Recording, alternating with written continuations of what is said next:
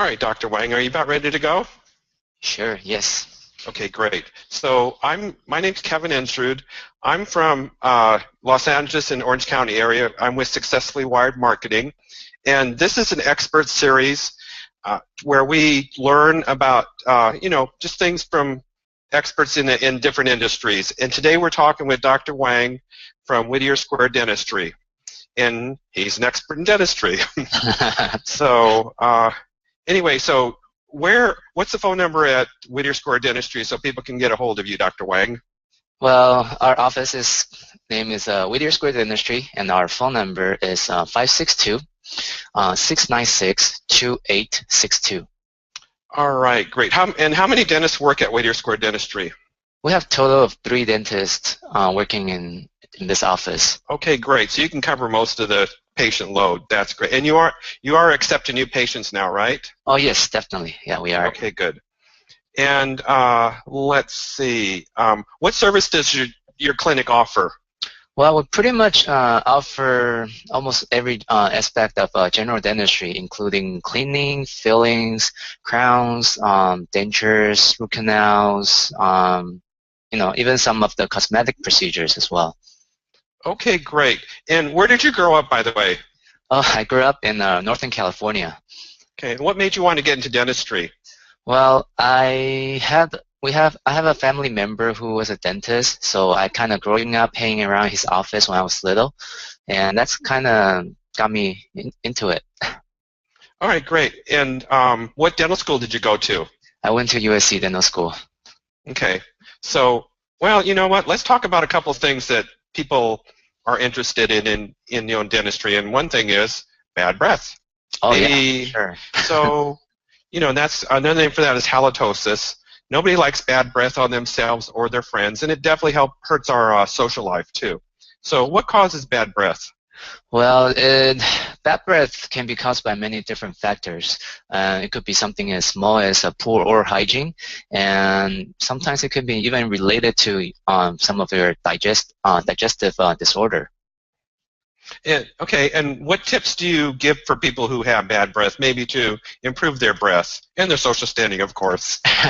Well, the first thing definitely is to get your gums healthy, because with unhealthy gum, you can get food particle trapped between your teeth much more easily. And when it does happen, bacteria kind of like grows, and then that causes bad breath. So definitely get your gums healthy. That's very important. So to do that, you have to kind of brush your teeth, floss, use some mouthwash. Those are helpful. At the same time, when you're brushing your teeth, you can brush on your tongue as well, because on the surface of our tongue, there are definitely a lot of bacteria can grow over there as well. So those are some of the small tips you can follow. Okay, great.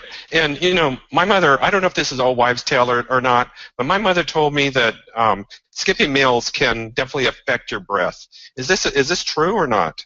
Well, there is some truth to that, because if you think about it, if you skip meals, you usually tend to get dry mouth because you don't produce a lot of saliva, and when you do have dry mouth, again, bacteria grows, and then it can cause bad breath.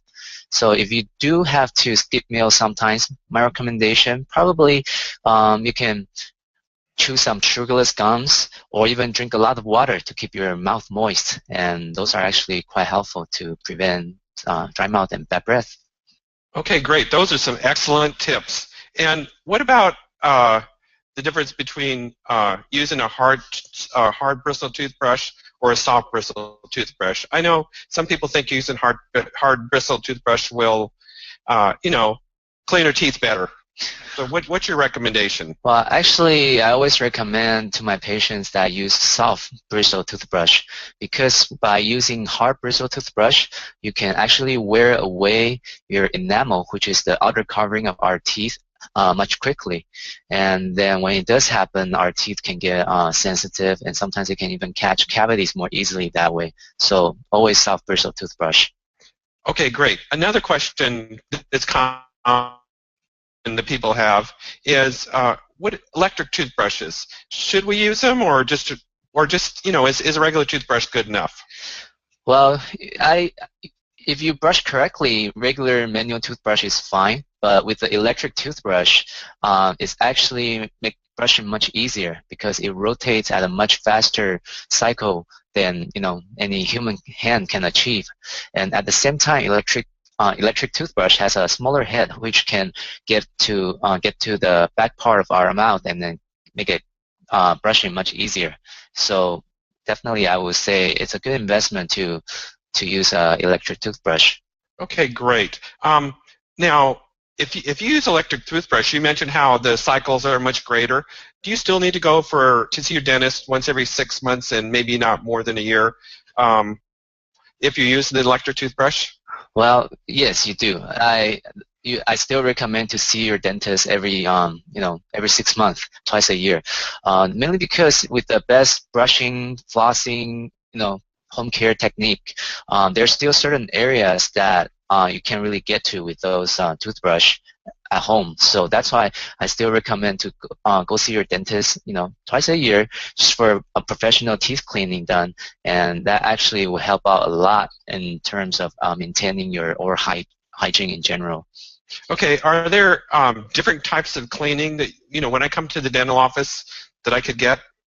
Well, we have two different kind of instruments that we use for teeth cleaning. One is the hand scaler, and the other one is the ultrasonic hand scaler. And then both work just fine. They can clean teeth, very well. So it's really a doctor's preference. All right, Dr. Wang, I truly appreciate you taking time out of your day. I can see you're in your office busy, and we appreciate your valuable time. Now, do you mind coming back sometime if we have some more questions? Oh, absolutely not. Yeah, anytime. I would love to be back here. All right. Well, Dr. Wang, I appreciate this, and have a wonderful day.